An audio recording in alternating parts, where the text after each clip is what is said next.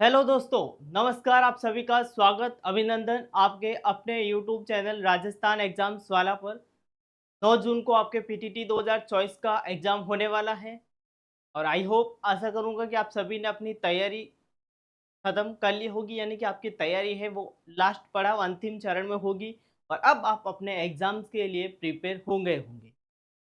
आज इस वीडियो के माध्यम से आपको एक तो सकारात्मक ऊर्जा देने के लिए आया हूँ मैं, और एग्ज़ाम के टाइम एग्ज़ाम हॉल में आपको किन बातों का ध्यान रखना है, ओमार शीट फिल कैसे करनी है, टाइम मैनेजमेंट कैसे आपको मैनेज करना है, किन गलतियों को नहीं दोहराना है, किन गलतियों से सावधानी के साथ उसमें काम करना है और पेपर कैसे अटेम्प्ट करना है, क्या-क्या जो आपके उपयोगी वस्तु आपको साथ में लेके जाना है, क्या नहीं लेके जाना है, उन सब के बारे में डिस्कस करूँगा। वीडियो मोस्ट इम्पोर्टेंट रहने वाला है। वीडियो को ज़्यादा से ज़्यादा शेयर कर देना, वीडियो को लाइक कर देना और इस यूट्यूब चैनल पे नए हो तो चैनल को सब्सक्राइब कर देना ऐसी ही वीडियो पाने के लिए। 9 जून को सुबह 11 बजे से दोपहर 2 बजे तक आपका एग्ज़ाम होने वाला है। यदि आपने अभी तक अपना एडमिट कार्ड डाउनलोड नहीं किया है, तो अभी जाओ पीटीटी के ऑफ़िशियली वेबसाइट पर, वहाँ से अपना एडमिट कार्ड डाउनलोड कर दो, अपने रोल नंबर देख लो, अपना एग्ज़ाम सेंटर देख लो, किस एग्ज़ाम सेंटर पर आपको जाना है, कितने बजे जाना है, क्या-क्या आप सभी के लिए इम्पोर्टेंट नोटिस में एडमिट कार्ड में इन्फॉर्मेशन लिखी है, उन सबको ध्यान से पढ़ लेना। आज की वीडियो में मैं कुछ इम्पोर्टेंट टॉपिक के ऊपर डिस्कस करने वाला हूँ। यदि आप भी फर्स्ट बार ओमर शीट पे एग्ज़ाम दे रहे हैं, बहुत सारे स्टूडेंट ऐसे स्टूडेंट होते हैं जो फर्स्ट बार ओमर शीट पे एग्ज़ाम दे रहे हैं, उनको पता नहीं होता है कि उनको ओमर फिल कैसे करनी है, टाइम मैनेजमेंट कैसे करना है। पेपर में कुछ गलतियाँ होती हैं, वो दोहरानी नहीं है। उन सब के बारे में डिस्कस करूँगा। मैंने खुद ने भी एग्ज़ाम दिया था, मेरे अनुभव के आधार पर आप सभी को मैं बताने वाला हूँ। वीडियो मोस्ट इम्पोर्टेंट रहने वाला है। तो चलिए दोस्तों, वीडियो में ज़्यादा लंबा नहीं करूँगा, आप सभी का टाइम बहुत ही कीमती समय है। आज आज का दिन है, कल आपके एग्ज़ाम होने वाला है। तो सबसे पहले मैं डिस्कस करूँगा, आप सभी को पता होगा आपका एग्ज़ाम के बारे में थोड़ा-सा मैं आप सभी को बता दूँ। पीटीटी का एग्ज़ाम आपके परीक्षा तिथि 9 जून कल होने वाला है आपके। कल 9 जून 2024 रविवार को आपका एग्ज़ाम होने वाला है, बिल्कुल सही बात है सर। परीक्षा समय सुबह 11 बजे से दोपहर 2 बजे तक आपका एग्ज़ाम होगा। 11 बजे से 2 बजे तक आपका एग्ज़ाम होगा, बिल्कुल ध्यान रखना, ठीक है? ये तो कॉमन सेंस वाली बात है, ये तो कॉमन बात है जो आप सभी को पता होगी, ठीक है? ऐसा कोई स्टूडेंट नहीं है जिसको ये पता नहीं हो। आशा करूँगा कि आप सभी को ये जानकारी तो पता होगी। आगे बात करूँ मैं आगे बात करूँ, आपके एग्ज़ाम पैटर्न को थोड़ा-सा देख लें कि आपका एग्ज़ाम पैटर्न किस प्रकार आता है, पेपर किस प्रकार आपका बनकर आएगा, तो उसके ऊपर थोड़ा-सा मैं आपके सामने डिस्कस करूँ अगर, ठीक है? तो मीडियम आपका हिंदी और इंग्लिश दोनों में रहेगा। आपका पेपर पैटर्न जो है, पेपर बन के आएगा ना, वो हिंदी और इंग्लिश दोनों में आएगा। यानी कि कोई भी क्वेश्चन होगा, वो हिंदी में भी होगा, इंग्लिश में भी होगा, बाइलिंगुअल होगा। आप हिंदी में भी पढ़कर कर सकते हो, इंग्लिश में भी पढ़कर कर सकते हो। वो तो कोई बात नहीं है, ठीक है? टोटल सेक्शन है, टोटल सब्जेक्ट आपको पता ही है, 4 सब्जेक्ट आपके मेंटल एबिलिटी हो गए, आपके रीजनिंग हो गई, टीचिंग एप्टीट्यूड हो गई, जनरल अवेयरनेस हो गई और लैंग्वेज हो गया। ठीक है, 4 सब्जेक्ट आपके हैं। टाइप ऑफ क्वेश्चंस की बात करूँ मैं, तो ऑब्जेक्टिव टाइप के क्वेश्चन आएँगे एमसीक्यू पर, ठीक है। Number of question, total question की बात करूँ मैं, तो 200 प्रश्न आपके पेपर में आने वाले हैं, 200, ठीक है। ये तो आप सभी को पता होगा। टाइम की अगर मैं बात करूँ तो 3 घंटे का आपको समय मिलता है। बिल्कुल सर, सही बात कही आपने। 11 से 2 3 घंटे ही होते हैं, 3 घंटे का आपको समय मिलेगा 200 प्रश्न करने के। और टोटल मार्क्स की बात करूँ तो 600 नंबर का पेपर होगा, यानी कि 200 प्रश्न आपके आएँगे। प्रति प्रश्न 3 नंबर का होगा। जब अपन 200 को 3 से मल्टीप्लाई कर देंगे, तो 600 नंबर का आपका पेपर है वो होने वाला है। यानी कि 600 नंबर में से आपको नंबर लाने हैं। ये तो हो गया एग्ज़ाम पैटर्न। थोड़ा-सा एग्ज़ाम पैटर्न वापस मैंने दोहराया है, ताकि कोई भी स्टूडेंट किसी स्टूडेंट को किसी स्टूडेंट को पता नहीं हो, तो उसको पता लग जाए कि हाँ, किस प्रकार का पैटर्न मेरे पेपर बन के आएगा। आगे आ जाओ। सब्जेक्ट में किस सब्जेक्ट से कितने प्रश्न आएँगे वो भी बता देता हूँ, घबराने की ज़रूरत नहीं है। मेंटल एबिलिटी जिसे आप रीज़निंग कहते हैं, 50 प्रश्न आएँगे। रीज़निंग से 50 प्रश्न आएँगे। 50 प्रश्न, प्रति प्रश्न 3 नंबर का होगा। 50 को जब अपन 3 से इंटू कर देंगे, तो 150 नंबर का तो आपका रीजनिंग का पार्ट होगा। 150 नंबर का तो आपका रीजनिंग का पार्ट होगा, यानी कि वेरी इंपॉर्टेंट, ठीक है ना? 150 नंबर तो आपके यहाँ से आ जाएँगे। आगे बात करूँ मैं टीचिंग एप्टीट्यूड टेस्ट की बात करूँ अगर मैं, तो इसमें भी 50 क्वेश्चन आएँगे। टोटल क्वेश्चन 50 आएँगे, 3 नंबर का 1 क्वेश्चन आएगा, तो जब अपन 50 को 3 से मल्टीप्लाई कर देंगे, तो 150 नंबर का ये भी भाग होगा। तो इसको भी आप स्टार लगा सकते हो, यहाँ से भी आप नंबर कमा सकते हो। ये 2 भाग तो आपके 300 नंबर के ही हो गए। आगे बात करूँ मैं जीके की, तो जीके भी 50 नंबर आएँगे, 50 क्वेश्चन आएँगे, जीके के भी 50 आएँगे, 120 नंबर, सॉरी 150 नंबर के ना, 50 प्रश्न आएँगे, 50 को जब अपन 3 से इंटू कर देंगे तो 150 नंबर का। ये जो 3 भाग है ना, mental ability, teaching aptitude, general knowledge, ठीक है ना? इन तीनों को आप अच्छे तरीके से अगर आप तैयारी कर सको और अच्छी तैयारी के साथ अगर इनमें से किसी भी भाग को आप सही तरीके से क्वेश्चंस अटेम्प्ट कर सको तो ये आपके 400 साढ़े 400 के आसपास का आंकड़ा है, ठीक है ना? लगभग 450 नंबर तो आप इनमें से कमा सकते हो। 450 नहीं तो 400 नंबर तो आप बिल्कुल कमा सकते हो और पीटीटी में तो मैं सही बताऊँ ना दोस्तों, पीटीटी में तो 250 तक भी कॉलेज मिल जाती है, पीटीटी में 250 तक भी कॉलेज मिल जाती है, घबराने की ज़रूरत नहीं है। फिर आपके लैंग्वेज आएगी, लैंग्वेज आपके 50 क्वेश्चन आएँगे, 25-25 150 नंबर के, तो टोटल 200 नंबर, टोटल 200 क्वेश्चन आएँगे, 600 नंबर के, तो 600 में से आपको नंबर लाने होंगे, ठीक है? अब आ जाओ आगे। अब आपके काम की बात बताने वाला। ये तो हो गया एग्जाम पैटर्न हो गया आपके, किस सब्जेक्ट से कितने क्वेश्चन आने वाले हैं, कितने नंबर का वेटेज रहने वाला है, वो सब मैंने आपको बता दिया।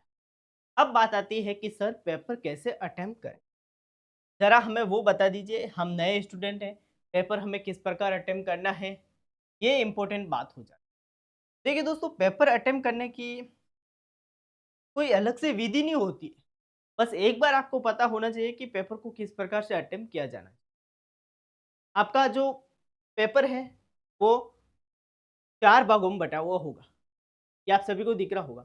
आपका जो पेपर है वो 4 भागों में बटा हुआ होगा। 4 भाग, ठीक है, 4 भाग आप देख सकते हो कौन-कौन से? पार्ट ए ये वाला भाग होगा, पार्ट बी ये वाला भाग होगा, पार्ट सी ये वाला भाग होगा, पार्ट डी ये वाला भाग होगा। यानी कि पार्ट ए में आपके रीजनिंग के क्वेश्चन आएँगे 50, पार्ट बी में diction abuse, teaching aptitude, part C में जीके, पार्ट डी में लैंग्वेज। पेपर पूरा आपके 4 भागों में बटा हुआ होगा। आपको कैसे करना है? मेंटल एबिलिटी से अगर आप शुरू करो, अगर आपको अपने आप पर विश्वास है कि हाँ, मैं रीजनिंग से शुरू कर दूँ, तो बढ़िया बात है। कोई-कोई स्टूडेंट होते हैं, जिनको रीजनिंग या मैथ का नाम लेते ही डर लगता है कि सर स्टार्टिंग में मैथ या रीजनिंग आए तो फिर तो दिमाग ही खराब हो जाता है, आगे के क्वेश्चन के अटेम्प्ट नहीं कर पाते। तो उनके लिए एक सॉलिड बढ़िया आइडिया बताऊँ, आप टीचिंग एप्टीट्यूड से स्टार्ट कर सकते हो। जिन स्टूडेंट को रीजनिंग और मैथ में डर लगता है कि सर मैं रीजनिंग और मैथमेटिक्स के जो क्वेश्चंस हैं न्यूमेरिकल वाले हैं, उसको मैं लास्ट में करूँ, पहले मैं कोई और कर लूँ ताकि मेरा दिमाग है वो कहीं चला नहीं जाए, वहीं आकर्षित रहे, ठीक है? तो पहले आप टीचिंग एप्टीट्यूड के क्वेश्चन सॉल्व कर सकते हैं। टीचिंग एप्टीट्यूड के बहुत ही सरल है। अब इसमें भी एक फ़ायदा होगा आपको। अगर आप एकदम करेक्ट आंसर देते हो तो आपको 3 नंबर मिलेंगे। उससे थोड़ा-सा मीडियम क्वालिटी में देते हो तो आपको 2 नंबर मिलेंगे। उससे भी थोड़ा और कम लो क्वालिटी में देते हो तो आपको 1 नंबर मिलेगा और बिल्कुल गलत देते हो आपको 0 नंबर मिलेगा। अब आप कहोगे कि सर ये कौन-सा तरीका है? बिल्कुल ये तरीका है, पीटीटी में ये तरीका अपनाया जाता है। टीचिंग एप्टीट्यूड के जो क्वेश्चंस होते हैं, उनके जो प्रश्न होते हैं वो डिवाइडेड किए जाते हैं, बँटे हुए होते हैं। यानी कि एक कोई कोई भी मान लो क्वेश्चन आ गया, उसका करेक्ट आंसर है ए। जिन स्टूडेंट ने, जैसे कि ये ऑप्शन आ गए ए, बी, सी, डी, ठीक है? ये ऑप्शन आ गए। अब मान लो कोई भी एक क्वेश्चन आ गया टीचिंग एप्टीट्यूड का, उसका राइट आंसर तो है ए। तो जिन स्टूडेंट ने ए भरा होगा, उसको तो मिल जाएँगे 3 नंबर। जिन स्टूडेंट ने मान लो मिलता हुआ उसका आंसर है वापस सी, तो जिन स्टूडेंट ने सी भरा होगा, उसका आंसर हो जाएगा, उसको मिल जाएँगे 2 नंबर।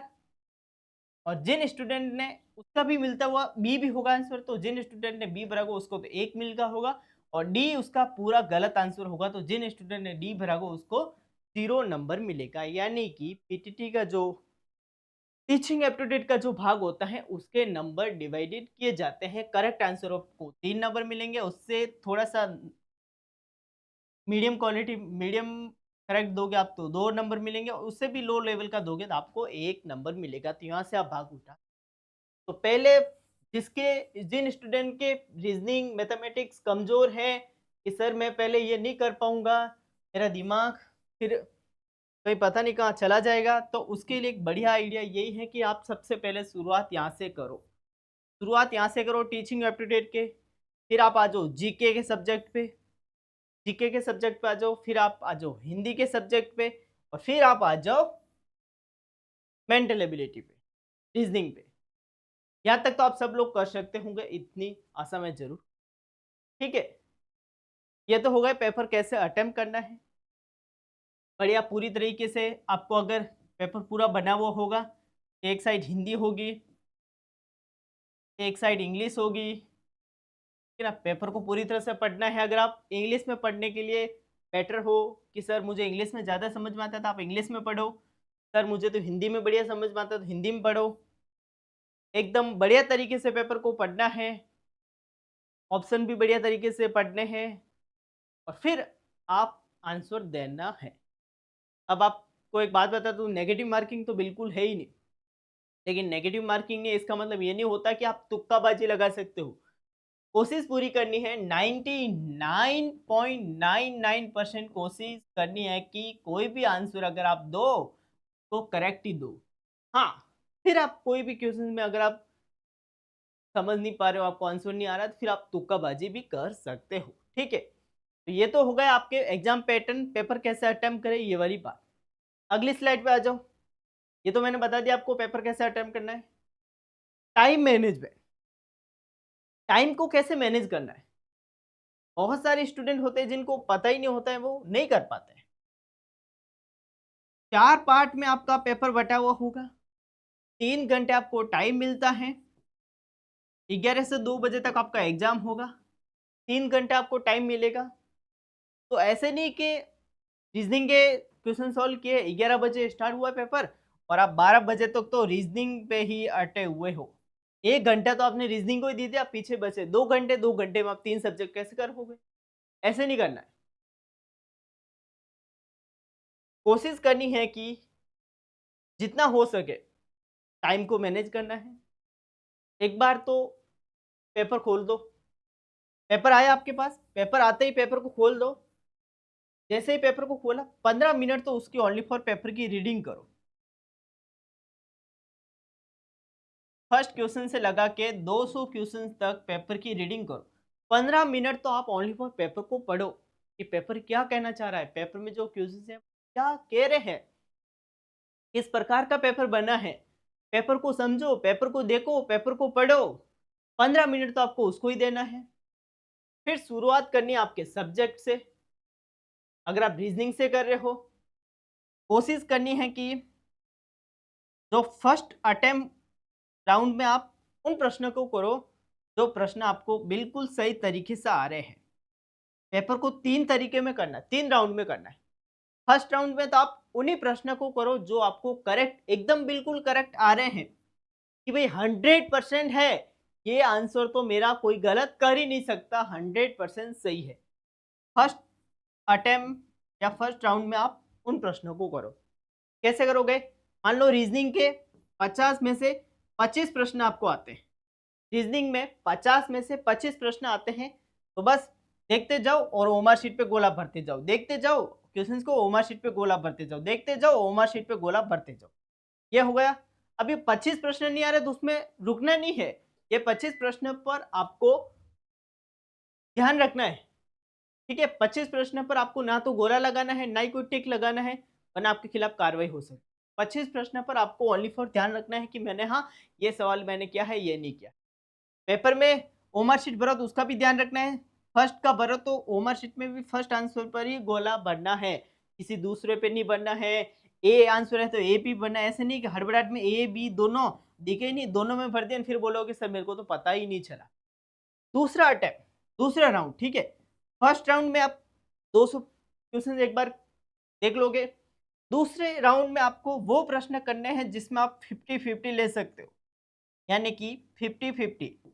50% चांस है कि सही भी हो सकते हैं, 50% चांस है कि वो गलत भी हो सकता है। तो दूसरे राउंड में उन प्रश्नों को आपको हाथ में लेना है जिनमें आप 50-50 कह सकते। जैसे कि आपने रीजनिंग में 25 प्रश्न छोड़े थे ना, 25 प्रश्न, तो उसमें आप रिस्क ले सकते हो, 50-50 ले सकते हो। यानी कि 50% चांस है कि वो सही हो सकता है, 50% चांस है कि वो गलत भी हो सकता है। दूसरे में वो हो गया। तीसरा राउंड फाइनल राउंड होगा। तीसरा राउंड फाइनल राउंड होगा। तीसरे राउंड में उन प्रश्नों को देखो जो आपके बाकी रह गए हैं, जिन्होंने आपको जिन क्वेश्चंस को आपने अटेम्प्ट नहीं किया है, तो उसको भी देखो। अगर उसमें से भी कोई आंसर दिमाग में आ जाए तो टिक लगा दो, सही आंसर है तो टिक लगा दो, कॉमा शीट में गोला भर दो। और नहीं आ रहा है तो फिर आप क्या कर सकते हो, तुक्काबाजी कर सकते हो। फिर आप क्या कर सकते हो, तुक्काबाजी कर सकते हो। ये पेपर अटेम्प्ट करने का, टाइम मैनेज करने का तरीका होता है। आशा करूंगा कि आप सभी को पूरी तरीके से अच्छे से समझ में आ गया होगा कि आपको टाइम मैनेज कैसे करना है, पेपर कैसे अटेम्प्ट करना है। चलिए दोस्तों, आगे आ जाओ। साथ में क्या लेके जाना है, क्या नहीं लेके जाना है।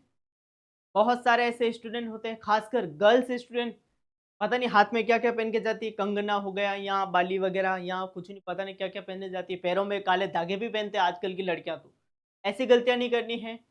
कोशिश पूरी करनी है कि आपको एकदम नॉर्मल ड्रेस में जाना है, ठीक है। जीन्स वगैरह, शूज हो गए, सॉक्स वगैरह हो गए, घड़ी वगैरह हो गए, ये कुछ नहीं पहनना है। फिर वहां पे भी आपको उतरवाएंगे, वहां पे भी आपके हाथ में कोई भी धागा होगा, कोई भी ब्रेसलेट वगैरह होगा, वहां पे भी आपको तोड़कर खाली करवाएंगे, रखवाएंगे। इससे तो बढ़िया आप घर पे ही रखो ना, वहां पे आपके तोड़े, इससे तो बढ़िया आप घर पे ही रखो ना। ये जो ये धागा दिख रहा है ना आपको, ये धागा भी नहीं रखता है। मैंने खुद 2022 में पीटीटी का एग्जाम दिया था, तब मेरा ये धागा जो बंधा हुआ है ना, मैंने खूब कहा ये मेरे माताजी का है। यहाँ कोई माताजी नहीं चलता बेटे, एग्जाम देना है तो ये काट कर बाहर रख कर ही आना होगा, वरना जा घर तेरे माताजी के पास। ये जो धागा आपको दिख रहा है, ये खुद धागा कटवाया था। उस टाइम कोरोना चल रहा था, मास्क मैंने पहना हुआ था, मास्क भी उतरवाया था। आप खुद देख सकते हो कि कितनी सिक्योरिटी के साथ वो अपने स्टूडेंट को अंदर लेते हैं। तो खासकर मैं गर्ल्स स्टूडेंट को कहना चाहता हूं कि आप नॉर्मल ड्रेस में जाना, बहुत ही कोशिश पूरी करना कि ये जो आप पैरों में धागा बांधते हो, हाथ में जो अंगूठियां वगैरह लगाते हो, ये कुछ ही नहीं हो। बस पेन, अपना एडमिट कार्ड, अपना आईडी प्रूफ वो लेके जाना है। पानी की बोतल लेके जा सकते हो। इसके अलावा ना तो घड़ी आपके अलाउ है, ना कोई मोबाइल अलाउ है, ना कोई कैलकुलेटर अलाउ है, कुछ भी अलाउ नहीं है, ठीक है। साथ में क्या लेके जाना है बता दूं, एडमिट कार्ड, एडमिट कार्ड आपको लेके जाना है। अपना आईडी प्रूफ आपको लेके जाना। आईडी प्रूफ में होती कोशिश पूरी करना कि आधार कार्ड, आईडी प्रूफ भी वो लेके जाना जो आपके एडमिट कार्ड में आपका नाम, आपके फादर्स का नाम, मदर्स का नाम है, वैसे ही वैसे आईडी प्रूफ में भी होना चाहिए, ठीक है। तो आईडी प्रूफ भी ऐसे लेके जाना जो आपके एडमिट कार्ड के मैच का हो। पेन लेके जाना है, पेन आप ब्लू भी लेके जा सकते हो, ब्लैक भी लेके जा सकते हो। और आपको अपना एडमिट कार्ड, आईडी प्रूफ और पेन लेके जाना है, और एक पानी की बोतल आप चाहो तो लेके जा सकते हो। इसके अलावा अदर कोई भी सामान चीज आपको नहीं लेके जाना है, मोबाइल वगैरह। फिर वहां उनकी जिम्मेदारी नहीं होगी, आपकी कोई भी वस्तु गुम हो जाती है तो फाइनल अंतिम जिम्मेदारी आपकी होगी, उनकी नहीं होगी। वो भी मैं आपको बात बताने वाला हूँ। आगे आ जाओ। सबसे इंपॉर्टेंट बात, ओमार शीट कैसे भरनी है।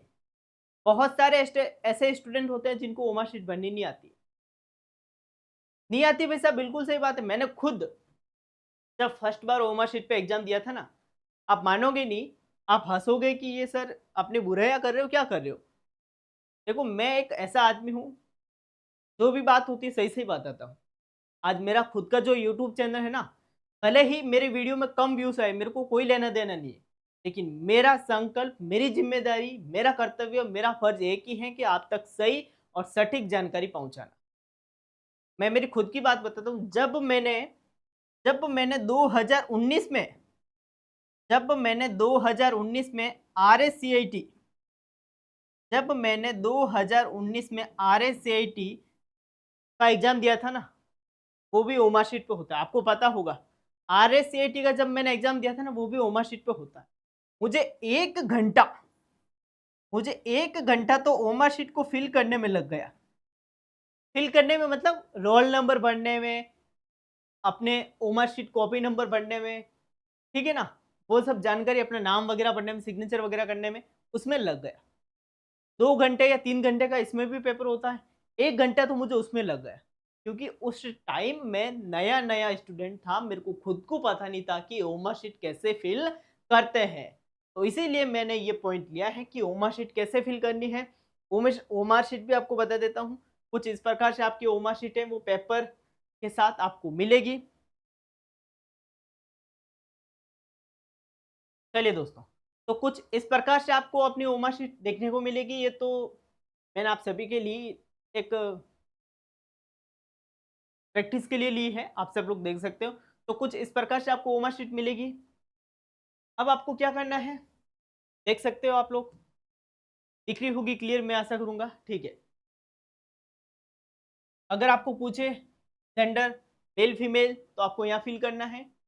स्टूडेंट नाम पूछे तो वो भी आपको फिल करना है। फिल करने का तरीका की भी बता दूं, ये तरीका एकदम बढ़िया है, करेक्ट मेथड, ठीक है। अब जैसे कि मैं बताऊं, मेरा नाम है जितेंद्र, तो मेरी जो स्पेलिंग होगी ना वो ये होगी JITENDRA।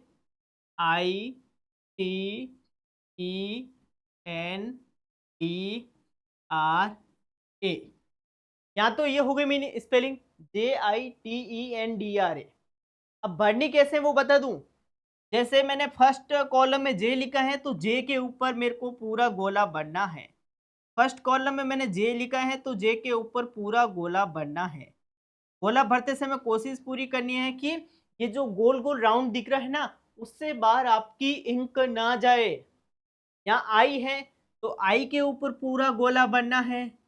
यहाँ आई है तो आई के ऊपर पूरा गोला बनना है। गोला भरते समय पूरा ध्यान रखना है कि आपका हाथ है वो लाइन से बाहर ना जाए, ठीक है।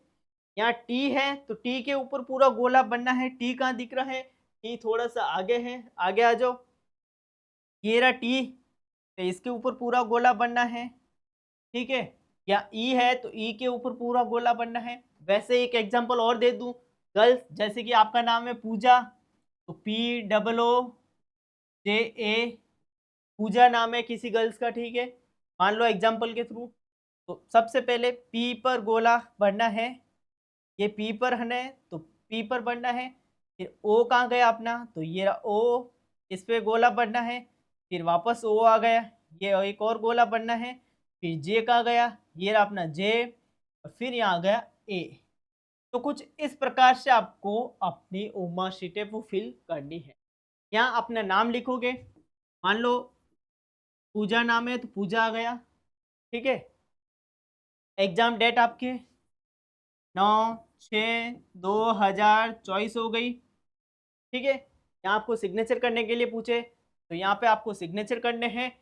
यहाँ आपके जो एग्जामिनर लगेगा उसके सिग्नेचर होंगे, ठीक है ना। ये तो एक डेमो है, तो यहाँ मोबाइल नंबर आपको नहीं पूछेंगे, ठीक है। यहाँ आपके टेस्ट बुकलेट सीरीज पूछेंगे, तो ओमा शीट पे आपके टेस्ट का बुकलेट नंबर दिया होगा कि आपको कौन सी बुकलेट नंबर मिली है। मान लो ए मिले, बी मिले, सी मिले, तो इस पे आपको फिल करने हैं। आपके यहाँ पेपर कोड नंबर आपको पूछेंगे तो वो भी आपको फिल करने हैं। फिर आ गया आपका आंसर। ये कुछ इस प्रकार से 200 प्रश्न की आपको आंसर शीट मिलेगी, ठीक है, 200। तो कैसे बनना है, मान लो 81 का आंसर है सी, 81 का आंसर है सी, तो सी पे ऐसे पूरा गोला बनना है। ऐसे गोला बढ़ते बढ़ते कोशिश पूरी करनी है कि उससे बाहर हाथ ना जाए। किससे, जो गोल गोल राउंड है ना, इससे बाहर हाथ ना जाए, ठीक है। 47 है, ए है, तो ए पे ऐसे गोला बनना है, ये हो गया, ठीक है।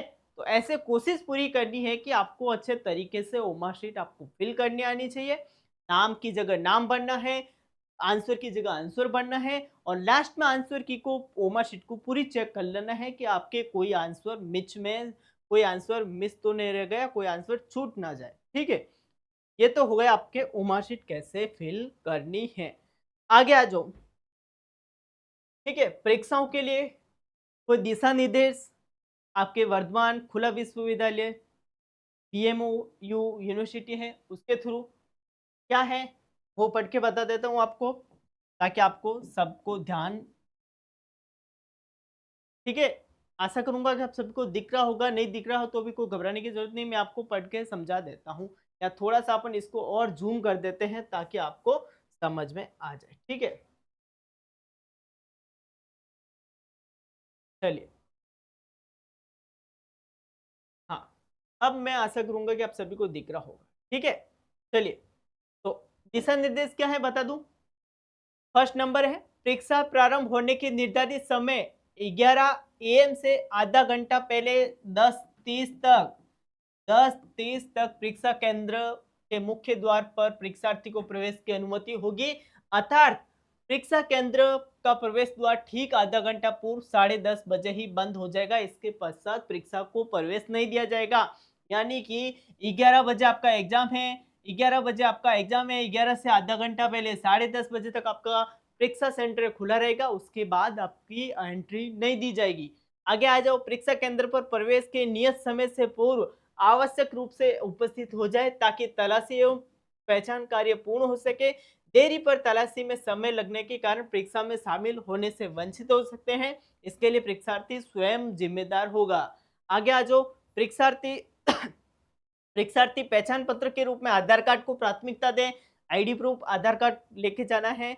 परीक्षा के दिन परीक्षा केंद्र पर निम्न सामग्री लानी है। एडमिट कार्ड हो गया, नीले या काले रंग की स्याही का पारदर्शी बॉल पेन, पहचान हेतु फोटो युक्त पहचान पत्र, जैसे मतदाता पहचान पत्र लेके जा सकते हो, आधार कार्ड में से कोई एक लेके जा सकते हो। पहचान प्रमाण पत्र की छाया प्रति मान्य नहीं होगी, यानी कि आप फोटो कॉपी नहीं लेके जा सकते, वहां से आपको रिजेक्ट कर दिया जाएगा फोटोकॉपी अगर लेके जाओगे। फोटो पहचान पत्र के आधार पर पहचान सुनिश्चित हो जाने गहन तलाशी के उपरांत ही परीक्षार्थी को केंद्र में प्रवेश दिया जाएगा। परीक्षा केंद्र के परिसर में किसी प्रकार का मोबाइल फोन, ब्लूटूथ, किसी भी प्रकार की घड़ी, कैलकुलेटर, लॉग टेबल, संचार के कोई भी उपकरण, किसी भी प्रकार का अस्त्र शस्त्र, व्हाइटनर, स्लाइड स्लाइड शूल, ज्योमेट्री बॉक्स और कोई भी पाठ्य सामग्री, नोट इत्यादि लाने की अनुमति नहीं होगी।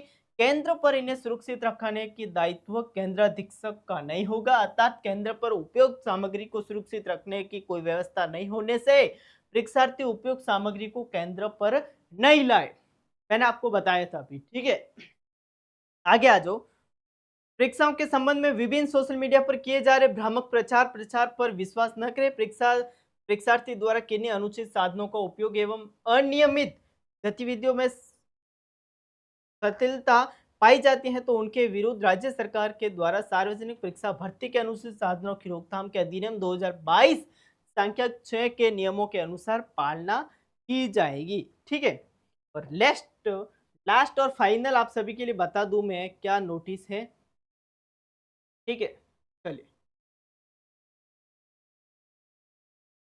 आगे आ जाओ। हाँ, जैसे ही एग्जाम होता है, जैसे ही एग्जाम होता है, आप सबको ध्यान रखना है। जैसे ही आपका एग्जाम हो गया कि भी हाँ 2 बज के पेपर हो गया, बेल घंटी बज गई, तो उसके साथ क्या करना है आपको, तो उसके साथ क्या करना है बता दूं आपको। परीक्षा समाप्ति के उपरांत परीक्षार्थी प्रयुक्त प्रश्न पत्र, बुकलेट एवं मार्कशीट की कार्बन कॉपी अपने साथ लेकर जाए। ये पीटीटी ने नया नियम फॉलो किया है। 2023 की पीटीटी जब हुई थी उसमें भी ऐसा किया था, और इसमें भी अब की बार ऐसा हो रहा है कि जैसे ही आपकी एग्जाम खत्म हो, जैसे ही आपके एग्जाम खत्म हो, आप अपनी पेपर का जो पेपर है और आपकी जो ओमा शीट उसकी कार्बन कॉपी आपको साथ में लेके आना है, ठीक है दोस्तों। तो आई होप, आशा करूंगा कि आप सभी को पूरी की पूरी जानकारी समझ में आ गई होगी, और मैंने जो आप सभी को समझाया है वो पूरा का पूरा समझ में आ गया होगा। आप सभी के लिए एक मोटिवेशनल लाइन मैंने लिखी है, हौसले बुलंद कर रास्तों पे चल दे, हौसले बुलंद कर रास्तों पे चल दे, तुझे तेरा मुकाम मिल जाएगा, बढ़कर अकेला तू पहल कर, देख कर तुझको काफिला खुद बन जाएगा। यानी कि आपको मेहनत करनी है, आपने अपनी तरफ से अच्छे से तैयारी करी है, आपको घबराने की जरूरत नहीं है, आपको अपनी ओर से पूरा का पूरा 100% देना है, बाकी तो ऊपर वाला देख ही रहा है, ठीक है। तो आई होप ये वीडियो आप सभी के लिए हेल्पफुल होगा, आप सभी के लिए एक मोटिवेट करने के लिए होगा। आशा करूँगा कि आप सभी को पूरा का पूरा वीडियो अच्छा लगा होगा। अगर वीडियो अच्छा लगा हो तो वीडियो को लाइक कर देना। इस टेलीग्राम चैनल पे अगर आप जुड़ना चाहते हो तो जुड़ सकते हो। लिंक इस वीडियो के डिस्क्रिप्शन में मैंने दे दी है। इस यूट्यूब चैनल पे नए हो तो चैनल को सब्सक्राइब कर देना, बेल आइकन ऑन कर देना ताकि आने वाली हर एक वीडियो का नोटिफिकेशन आपको सबसे पहले मिल जाए। मस्त रहे, स्वस्थ रहे। सेशन अच्छा लगा हो तो लाइक करें और एक प्यारा सा कमेंट जरूर करें। इस वीडियो को ज़्यादा से ज़्यादा शेयर करें और चैनल को सब्सक्राइब करना मत भूलिएगा। खुद भी करिए और दूसरों से भी कराएं। तो फिलहाल तो मैं आप सभी से लेता हूँ विदा। मिलते हैं एग्जाम के बाद कोई और वीडियो के साथ। तब तक आप सब मस्त रहे, स्वस्थ रहे, एग्जाम दे के आए, पढ़ कर जाए, अच्छे से paper they. Best of luck. जय हिंद, जय भारत, धन्यवाद।